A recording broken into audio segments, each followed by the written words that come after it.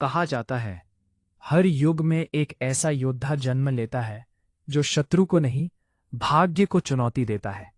उसी योद्धा का नाम था अश्वत्थकेतु। अश्वत्थकेतु न तो राजकुमार था, न किसी सेना का सेनापति। वह तो एक साधारण सा व्यक्ति था जो बचपन में ही युद्ध के मैदान में अपने पिता का कटा हुआ शीश देख चुका था। उस दिन उसने तलवार नहीं उठाई। उस दिन उसने शपथ उठाई, मैं ऐसा युद्ध लड़ूंगा जिसमें जीत के बाद कोई मां रोए नहीं।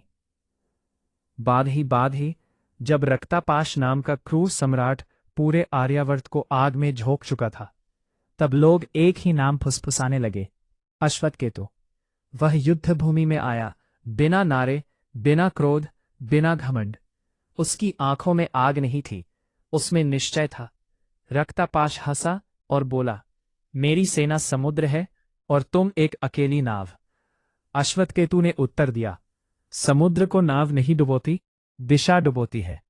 युद्ध नहीं छेड़ा, उसमें शत्रु की आपूर्ति तोड़ी, उनके भय को बढ़ाया, उनके विश्वास को चुपचाप खा गया।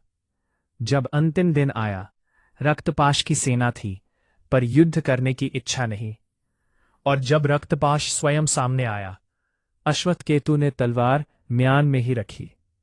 उसने कहा, मैं तुम्हें मार सकता हूं, पर मैं चाहता हूं कि तुम जियो और हर सांस में अपनी हार याद रखो। रक्तपाश गिर पड़ा, बिना कटे, बिना मरे। उस दिन इतिहास ने लिखा, यह युद्ध नहीं था, यह न्याय था। और अश्वत्थकेतु, वह जीत के बाद भी कहीं नहीं रुका, क्योंकि वह जानता था, सच्चा योद्धा युद्ध के बाद भी साधारण रहता है।